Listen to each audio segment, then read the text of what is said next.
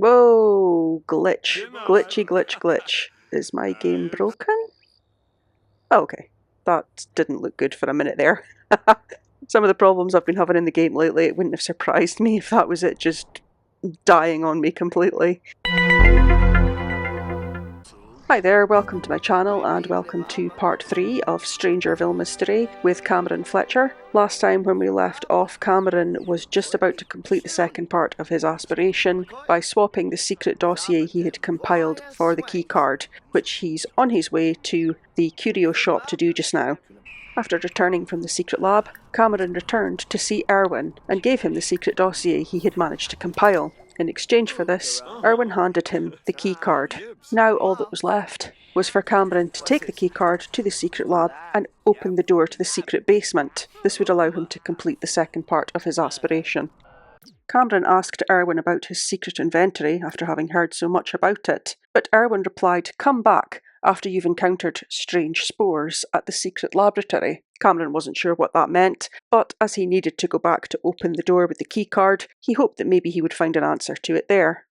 Over a plate of cold pizza, Cameron contemplated what lay ahead of him. He thought that maybe he would be better to arm himself with a bit more information, because all this talk about secret basements, secret inventories and strange spores sounded a little bit concerning. He decided to use the desk in his trailer park home to listen in on the bugs he had planted on Quinton and Lane, in case he could learn anything that would be of use to him at the secret lab.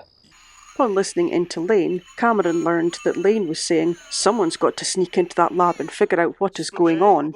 That wasn't really very helpful. Hopefully Quinton would be able to tell him something more helpful.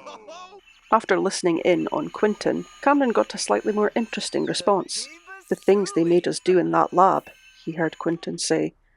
"I still have nightmares." That sounded ominous. Cameron returned to the lab. This time he decided to go alone. He knew that he had Makoto and Emmett back at home if he needed them, but he decided that this was something he would have to do on his own. First of all, he brushed his teeth for a little bit of confidence, and then he headed to the door to use the keycard that Erwin had given him. The door opened, just as Erwin had promised, and with that, Cameron completed the second milestone of his aspiration. He continued through the door and down into the secret basement of the secret lab, although as he headed down he couldn't help but notice there were strange red blobs floating in the air. And the air within the basement, as he moved deeper, had a sort of bluish mist around it, almost like a fog. But just through the fog he could just make out another sealed door, which he hoped he could use his keycard to open. Hopefully once he was beyond that door he would finally find the answers he'd been looking for.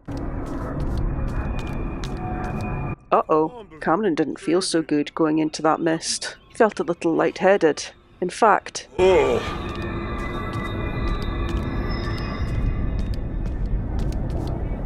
Cameron collapsed. When Cameron came back around,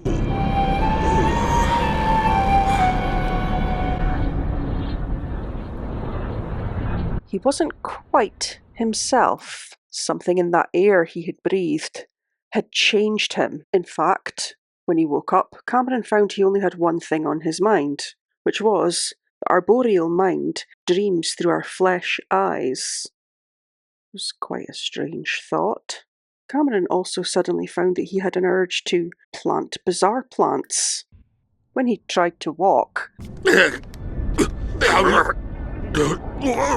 something seemed to be different. Something seemed to be very, very different. When he exited the lab and was able to breathe the fresh air outside, Cameron suddenly felt a lot better. Although that feeling didn't last long when he noticed that the bizarre plants were suddenly twice the size they used to be, with veins, or he supposed roots, sprawling out of them from beneath the ground. He didn't really like the look of them. He felt there was only one appropriate response to seeing them like this.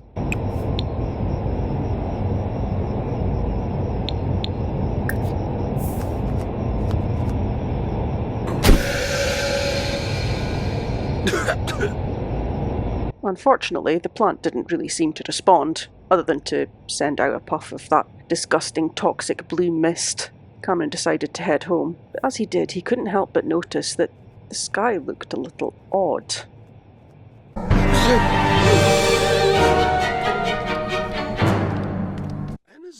After arriving back home, Cameron noticed that the people outside seemed to be behaving rather oddly. He noticed what appeared to be a senior military officer walking in a very strange way and with a very strange look on her face. Cameron thought perhaps he might be able to have a little chat with her and just explain to her, or just find out what seemed to be the problem. He learned that the soldier's name was Jess Sigworth, and she had some interesting things to say, including "Welcome to Strangerville," which was a nice thing to say, but it was something about the way she said it that wasn't quite so nice.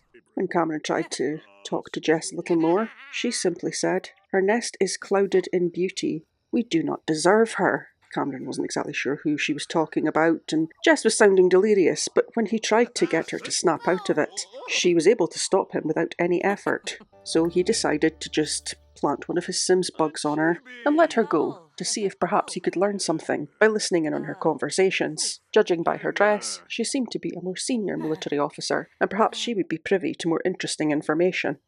There was still just something quite odd about the way she looked and the way she moved. Something that Cameron didn't think he would ever quite become accustomed to. After doing a quick patrol of the neighbourhood, Cameron returned home, trying to ignore Jess's odd behaviour as he continued on his way, and trying to ignore the odd colour the sky was, the ominous blue glow on the horizon that seemed to be coming from the direction of the secret lab, and that odd green plume of clouds that rose into the sky above the secret lab. Cameron distracted himself by listening into the bug he had planted on Jess. He overheard her saying, "The order came from the very top. No one is allowed back in the lab." It was strange that no one was allowed in the lab, because when Cameron had visited the lab, he had found it unlocked. It had indeed looked abandoned, but all the doors, apart from that one secret door to the basement, had all been open. He'd even been able to easily get access to the computers. The next morning, with some strange people still loitering about outside, Cameron went to get himself a refreshing drink of water at the sink. But when he did, something quite odd happened. Some strange blue and red vines were growing out of the plug hole. He decided just to clear them away and not think too much about it. Perhaps it was something he could discuss with Emmett later. Perhaps it was just an issue with the Strangerville plumbing. However, when Cameron went to go to use the toilet and found a similar thing occurring with vines growing out of it, he found himself feeling a bit of botanophobia. What is going on here? These plants are getting out of control. And indeed they were. What had once been little bulbs growing throughout the town of Strangerville were now enlarging plants. Some of them were even starting to bloom. This was quite concerning. Later that day, Cameron bumped into Jess at the local bar.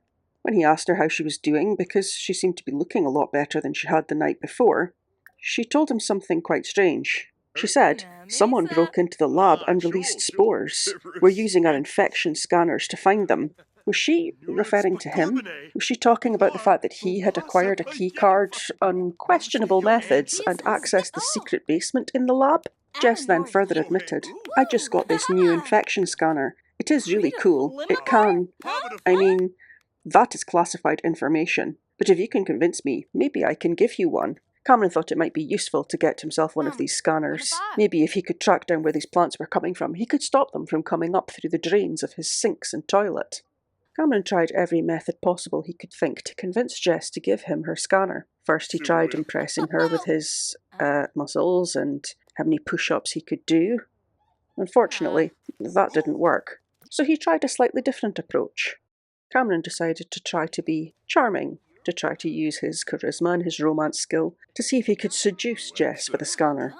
Unfortunately, that didn't work either.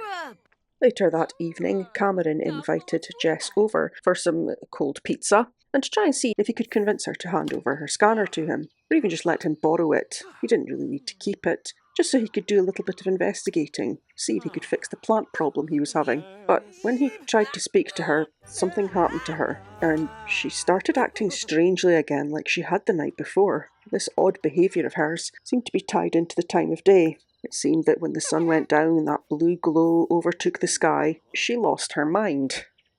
"Open your eyes to the beauty of her blossoms," she said, whatever that meant. "Join us, consume the fruit of the mother, and know peace." Everything that Jess had to say when she was in this state seemed to be related to plants, Cameron noticed. He tried to ask her more about it, but she just gave him that strange look and didn't really tell him anything useful.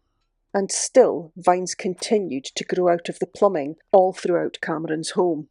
The next day, Cameron met up with Quentin at the library, and Quentin did have something useful to tell Cameron. "I have the materials to craft a spore filter," he said, "but I have not been able to analyse enough spore clusters. Use the chemical analyzer at the secret lab to construct the infection profile data. Bring it to me and I can construct a spore filter." It all sounded quite complicated, but it all sounded like possible solutions to the plant problem. And so, yet again, Cameron decided to return to the secret lab to see what he could find.